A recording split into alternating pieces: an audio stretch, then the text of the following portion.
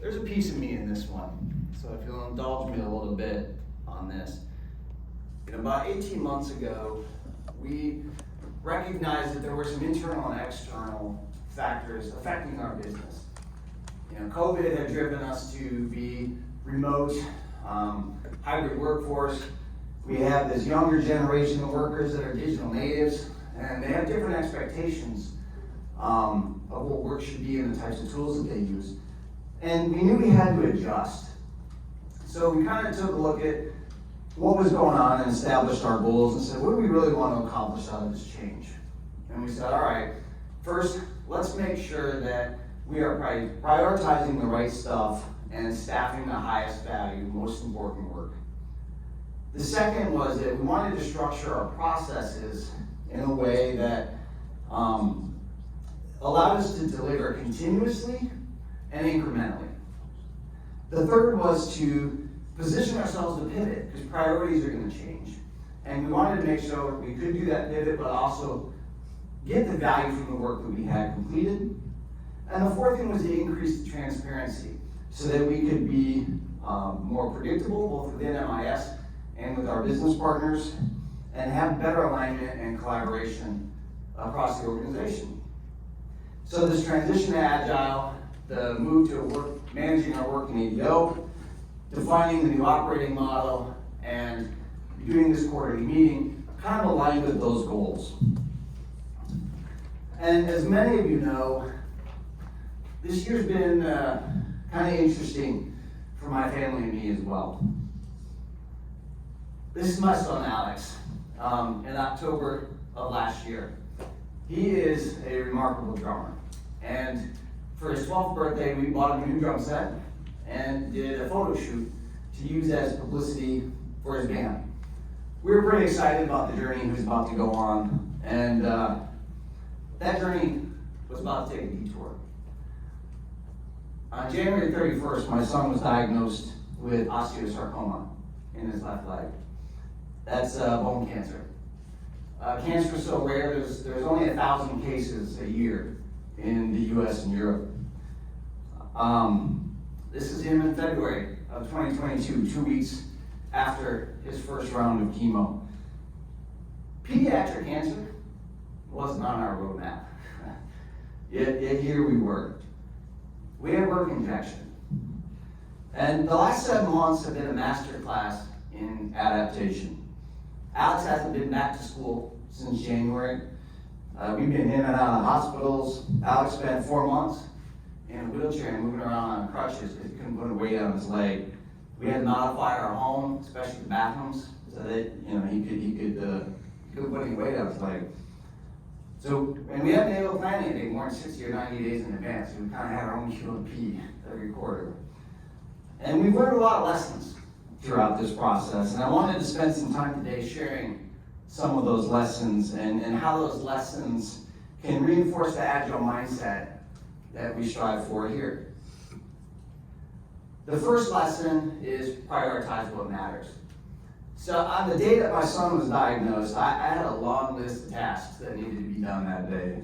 And I'm sitting there in the ER, and as each test they performed came back with worse news. Right? The primary tumor had fractured his leg, the cancer had spread to his lungs, cancer had spread to his shoulder, to his rib, to his other leg. I knew priorities were about to change. I started making some phone calls to delegate the stuff that had to be done, and everything else, I just let go. I had to replace the tyranny of the urgent with the priority of the important. Nothing crystallizes what's important like hearing your child has somewhere between a 5 and a 20% chance of making it the next 12 months. If you spend enough time with me, you'll hear me say, I don't have time for that, is the wrong phrasing. The reality is, if we don't finish something, if we don't get to something, it wasn't a priority. So as long as we're comfortable saying, I didn't get to that because it wasn't a priority, we know that we're focused on the right things. And at that moment, I knew my focus and energy had to be on one goal: the survival of my son. I knew my calendar was going to be filled up with daytime doctor's appointments, and that I was going to need my evenings and my weekends for my commitment to Freeport. The dependency that I had to have to, have the income and the insurance to give them a fighting chance. So Alex's survival, a sense of normalcy for my family, and my commitment to Freeport have been my sole focus since that diagnosis. We strive for that same focus on priority of our work here. Know what matters, dedicate our efforts to those activities at the exclusion of the less important work until those priorities are complete. Lesson 2 was plan, adjust, and plan to adjust. Days after the diagnosis, they put Alex on the standard protocol to treat osteosarcoma. The protocol looks a lot like an Agile plan. It starts with 2 5-week cycles of chemo, and week 10, they do a test, a series of tests, to confirm that the chemo is working and that the treatment should continue. It's kind of like a chemo showcase, or a cancer showcase, right? If the cancer is abating, chemo is doing what it's supposed to be doing, they do the surgery to remove that primary tumor. And then they begin the chemo regimen again, once the body is healed enough from that surgery to take the onslaught of chemo. Throughout the chemo, they do a variety of tests and check-ins. How's the blood look? How's the heart doing? What are the side effects? Do we need to make any changes to the medication that you're on to combat those side effects? And the answers are never the same. Each cycle has new challenges because the body doesn't get to fully heal from the first cycle, the prior cycle, before it has to start the next one. So we're constantly making adjustments to pretty much everything. The protocol is structured adjusting as we go. So they build in the planned decision points to make a decision on, do we continue the standard protocol or do we have to switch course? And we definitely had delays along the way. That 1 week of surgery for us was 3 weeks. There were some immunological and health issues and weaknesses that caused us to delay the next chemo cycle. So this 29-week cycle took us 34 weeks because his last treatment was last week, Monday. And he's actually in the hospital today getting all the scans to make sure that it worked. So what we've learned, have a plan for the side effects, for the expected side effects. Know how to use an escalation path for the unexpected side effects. And how to use our networks to rally support when challenges arose that we just couldn't manage on our own. The third lesson, small roles have large value. When we began the cancer regimen, the hospital assembled a team of medical professionals, each kind of playing their own role. The primary oncologist, that's our product owner.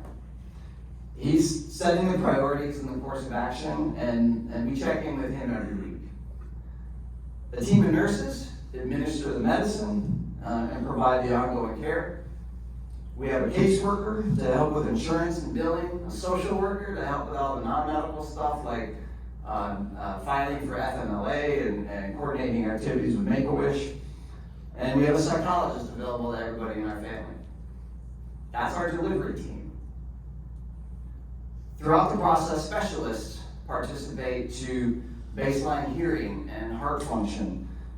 They provide guidance to avoid long-term impact of chemo because he could lose his hearing, which is not a good thing for a drummer. And these are our SMEs. And these SMEs have a small but a very important role. The person who did the heart test found a blood clot that if we hadn't addressed it when they found it, it would have been fatal. So small roles can have very large value. For us, cyber, network, identity, and the Architecture Review Board, they don't play a large role in a lot of our efforts because they got a lot of their own work to do, but they're very important reviewers and stage gates to confirm we aren't introducing complexity or risk that could cause major problems down the road. recognize their value, and seek their advice. Lesson 4, we learn to live like a mountain climber. A few days after the treatment regimen began, the caseworker asked what goals we had for Alex's treatment. And for me, the North Star was pretty simple. I live a normal life, and my son outlives me. Osteosarcoma is a nasty cancer. Even if you can eliminate it from your body, it often comes back. It's got 80% recurrence. You can be clear for 2 years, and it can kill you in the 3rd year. So only after 5 years without a recurrence do they consider you free and clear. And the clock resets after each recurrence. So that means we've got a pretty long time before we'll know if my North Star is achieved. And we learned we couldn't wait until he was healthy to be happy. We'll have 6 years or more of misery if we kind of took that view. So we started to celebrate each sign of hope, each sign of success, right? He's putting weight back on after losing so much from the first chemo cycle. He's keeping it on. He's got energy to play his drums. He's eating and drinking without arguing with us over every calorie. And the cancer is responding to the chemo, meaning the chemo is killing the cancer and not him. Celebrating the small wins had 2 positive effects. First, it helped us maintain hope, to remain optimistic. And second, it gave Alex hope.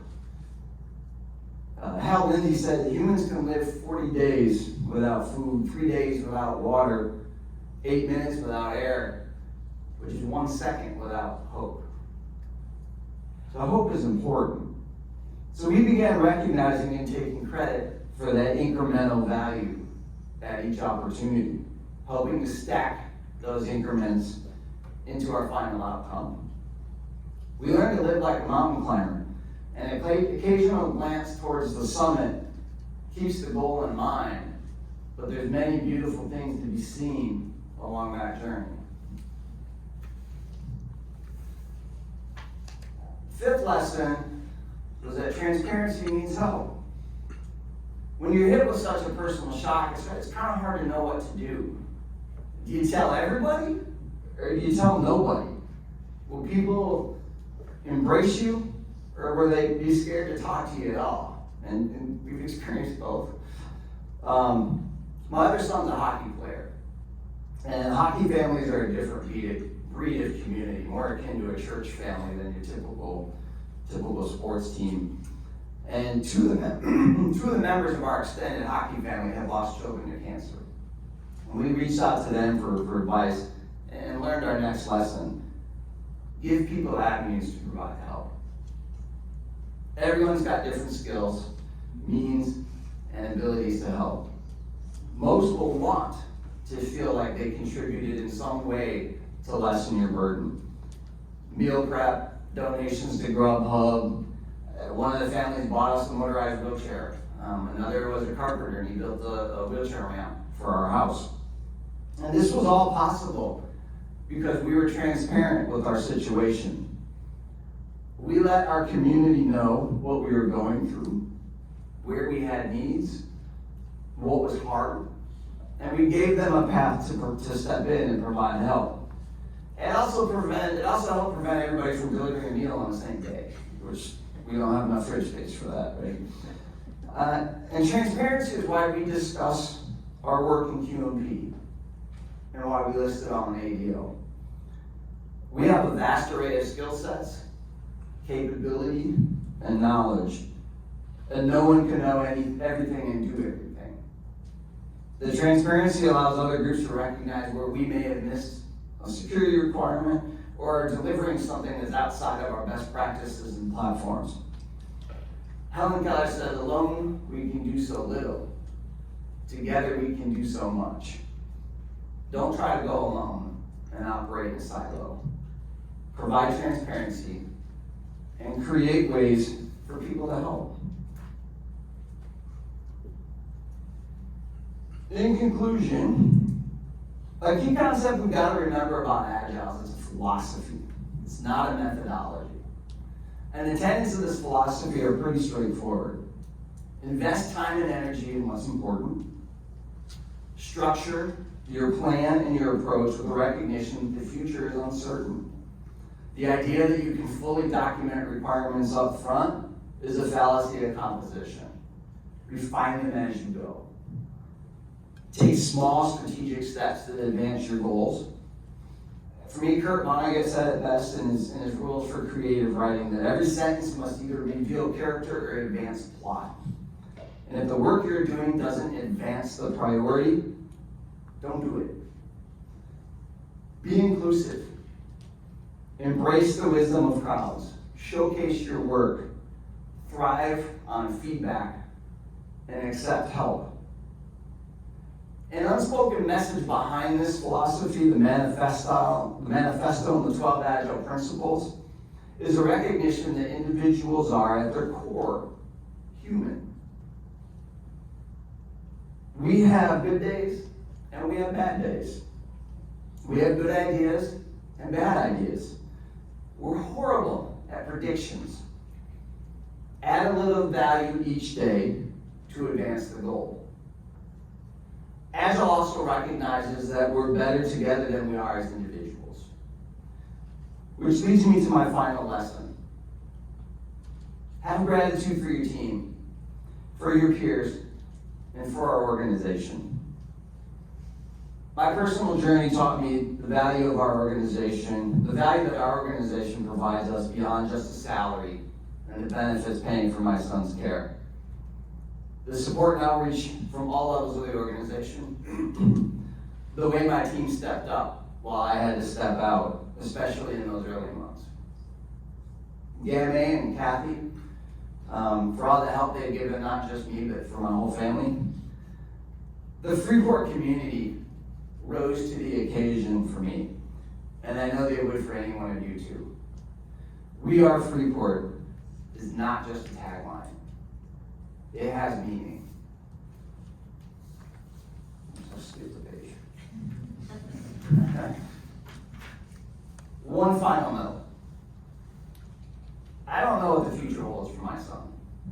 As I mentioned, he's at the hospital today getting scans to find out if the chemo works. And they believe that these scans are going to come back clean. That he will come back with what they call no evidence of disease, or NED. But he still has 2 surgeries. He's got 12 spots in his lung where the cancer has spread to. So he's got 2 lung surgeries ahead of him to remove those. And then we got a 5-year wait with scans every 4 months to make sure that it doesn't come back. And osteosarcoma has an 80% recurrence rate and a 15% survival if it does come back. Parents aren't supposed to outlive their children. Children and grandchildren are the resume of life, right? It's the legacy that most of us ordinary folks will leave behind as proof that we ever existed. And that's the biggest fear I have for my son. How long will his legacy remain? I hope sharing my story with you will create lasting memories in your mind of Alex, so his legacy can live on even if he cannot. Thank you.